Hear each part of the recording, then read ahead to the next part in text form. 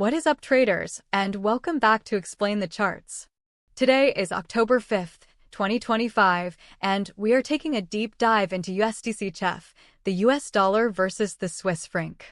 This pair is at a fascinating crossroads, caught between conflicting fundamental pressures.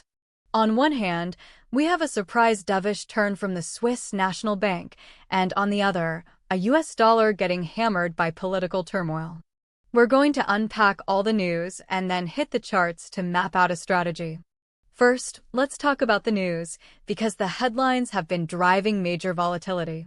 The biggest story from late September was the Swiss National Bank's unexpected decision to cut interest rates. This was a huge shock to the market, sending the Swiss franc tumbling and causing USDCHF to spike higher. However, that bullish momentum was cut short by more recent events in the United States. News outlets are widely reporting on a deepening U.S. government shutdown, which is creating significant market anxiety and weighing heavily on the U.S. dollar.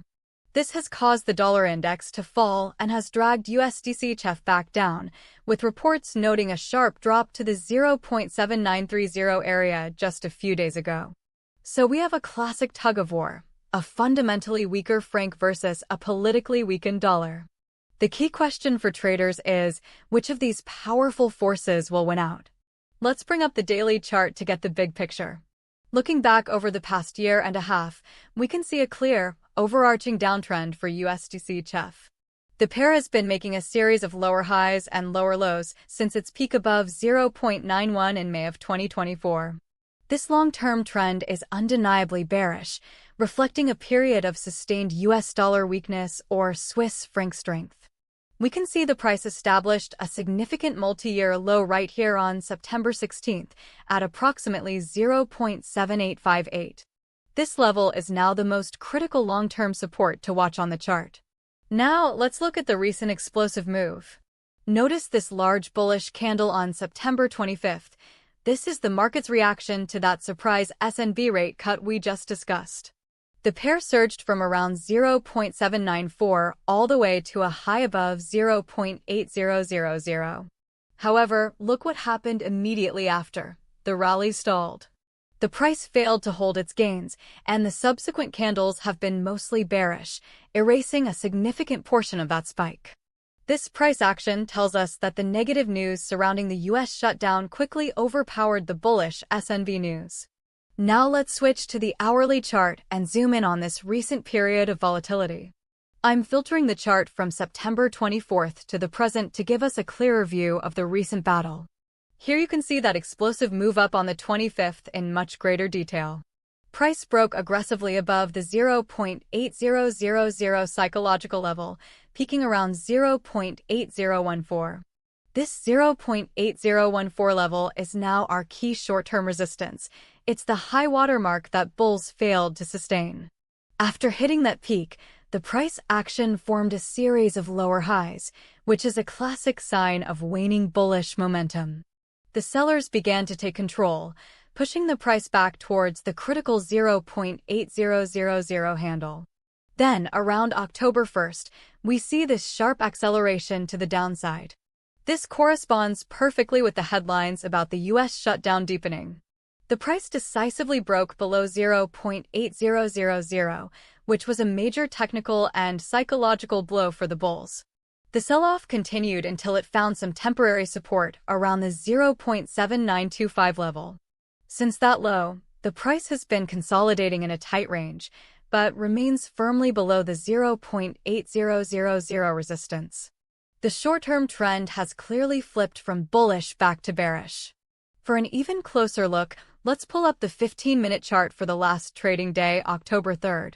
What this time frame shows us is the immediate sentiment, and it was overwhelmingly negative.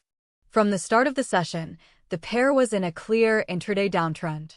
We can see a consistent pattern of small rallies being sold off, leading to new lower lows throughout the day. This indicates that sellers were in firm control during the most recent session. The price ended the day near its lows, around 0.7950, showing no signs of a significant bullish reversal just yet. This short-term price action reinforces the bearish pressure we're seeing on the higher time frames. Okay, Let's switch back to the daily chart to recap and formulate a plan. We have a complex but clear picture now. The long-term trend is down. A major fundamental catalyst, the SNB rate cut, caused a sharp counter-trend rally. That rally has failed at a key resistance and has been reversed by a new, powerful fundamental driver, the US shutdown. So, let's define our key price levels to watch. Major, long-term support is the September 16th low at 0.7858. More immediate support is the recent low from October 1st, around 0.7925. On the upside, critical resistance is the zone between the psychological 0.8000 mark and the recent high of 0.8014. Now for our unbiased predictions. The bearish scenario seems more probable right now. I'd place its likelihood around 70%. As long as price remains below the 0.8014 resistance and the US shutdown saga continues, the path of least resistance is down. A break below the 0.7925 support would reinforce this view and would likely lead to a test of that major low at 0.7858. For the bullish scenario, with about a 30% likelihood, we need to see a significant change.